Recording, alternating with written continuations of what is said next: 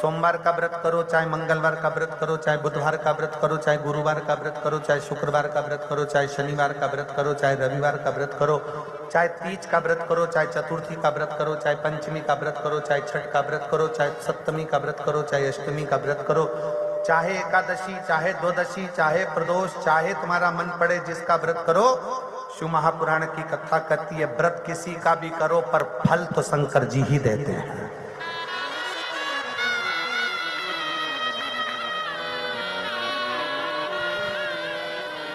व्रत किसी भी देवता का करो पर फल देने का निर्णय शिव को ही करना पड़ेगा।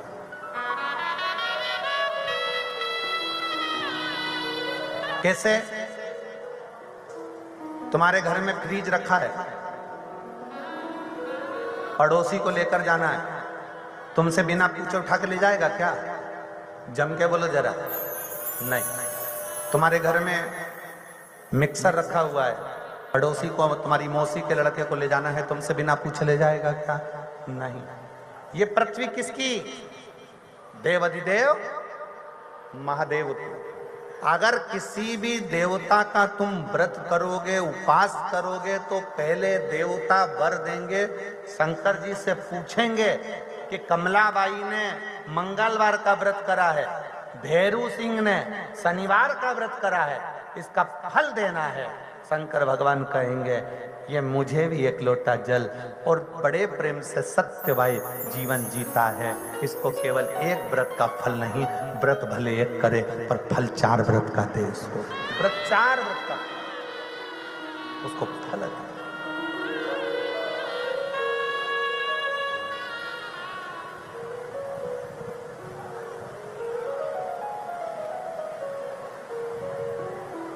किसी को भी जब, और मेरा मेरी बहनों से, मेरा मेरी जीजियों से, मेरे भाइयों से, मेरी बेटियों से निवेदन है,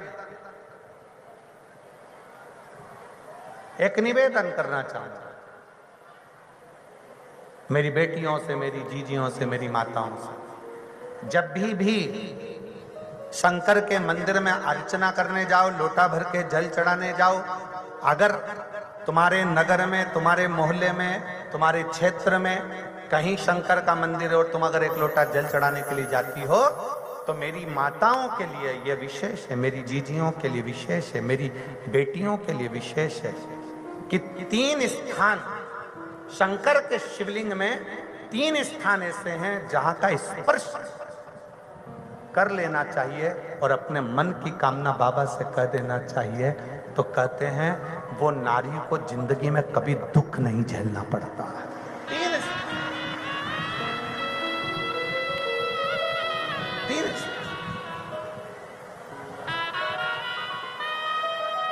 और बड़े शुद्ध भाव से,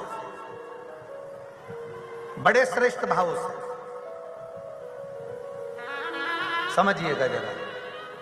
ये शिवलिंग है, यह जलाधारी है, ये उसका जल जाने वाला स्थान। इधर कार्तिकेय, गणेश कार्तिकेय का स्थान, बीच में अशोक सुंदरी का स्थान, ये माता पार्वती जी का हस्त कमल, ये भगवान शंकर का शिवलिंग। शिवलिंग के ऊपर जो एक एक बूंद पानी टपकता है कलश में से, वो शंकर जी की 5 लड़कियां, जया, विषहारा, शामली बारी, दौतली, देव। 3 स्थान मेरी जीजियों के लिए, मेरी बेटियों के लिए, मेरी माताओं के लिए। पहला, भगवान शंकर का जल जहां से गिरता है उस स्थान पर अपने हस्त कमल को लगाना। दूसरा, जो माता का कटी भाग, माता का हाथ, जो माता का सुंदर हस्त कमल है, उस हस्त कमल पर स्पर्श करना।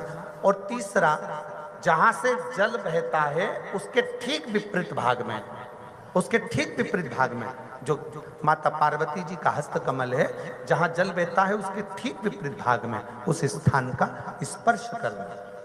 अगर ये 3 स्थान ऐसे हैं, आप माता के, आप शिव जी के मंदिर में जा रहे हैं, भगवान शंकर के मंदिर में जाकर जल चढ़ा रहे हैं, शिव की अर्चना कर रहे हैं, तो 3 स्थान पर मात्र स्पर्श मात्र कर लेने पर, अपनी कामना कह देने पर स्त्री को कभी जिंदगी में दुख नहीं झेलना पड़ता।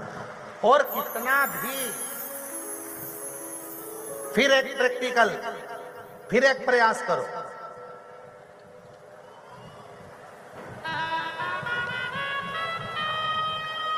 पहले तो मेरे जितने जीजा बैठे हैं, जितने मेरे पुरुष बैठे हैं, जितने मेरे जीजा उन बैठे हैं, उनसे निवेदन है अपने आप में दृढ़ बनाओ कि मैं, हाँ हम संकल्प नहीं दिलाएंगे, संकल्प दिलाने से कुछ नहीं होता, फालतू की बात है। हम दिला भी देंगे, तुम वापिस पहुंच गए तो ऐसा फालतू का माथा पच्ची हम करते रहे।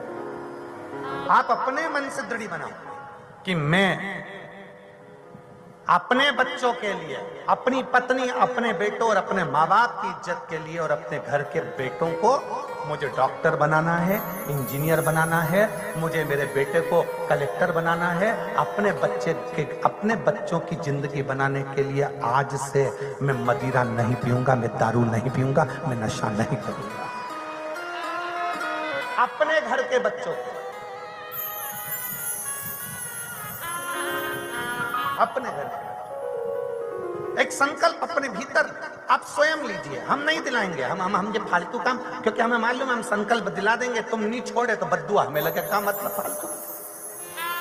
तुम सोचो ना, घर किसका? तुम्हारा।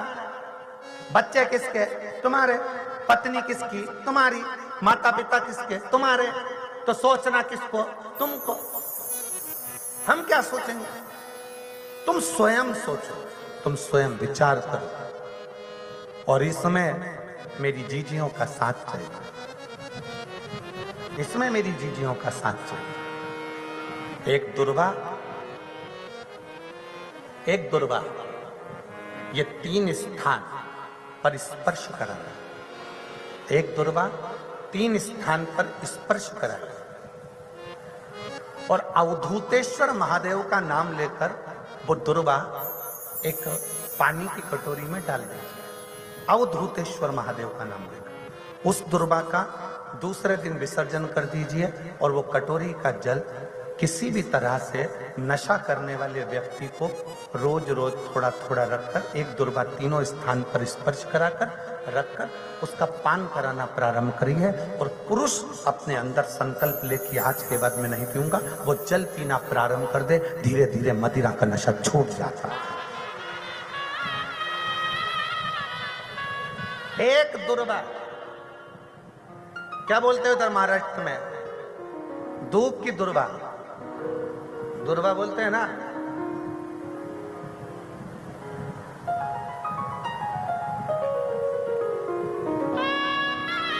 तो हम चांगला बोलिया ना, हम ठीक बोले ना। तो दुर्वा, एक दुर्वा 3 स्थान, फिर समझेंगे जहां से जल बहता है वहां आप बैठे हो वहां, और इसी जल भाग के ठीक पीछे का स्थान जो देवी का स्थान, ये पूर्ण स्थान मेरी माता का है, पूर्ण स्थान। और बीच में जो स्थान है वह सुख सुंदरी का। इधर षडान कार्तिक गणेश जी का स्थान निश्चित है, इधर गणेश उधर कार्तिक। एक दुर्वा, और उसमें सबसे मेन मेरे जीजाओं का संकल्प अपने भीतर से कि मैं मदिरा का त्याग करूं, किसी दूसरे के लिए नहीं। आप मदिरा छोड़ो, किसी दूसरे के लिए नहीं, अपने खुद के लिए। मेरे बेटे को मुझे आगे बढ़ाना, मुझे मेरे बेटे को प्रबल बनाना।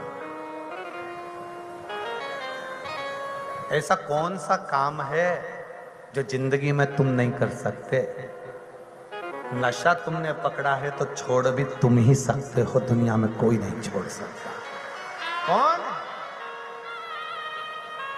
हम तो बाबा के भरोसे चलते हैं, हम तो बाबा के भरोसे चलते हैं।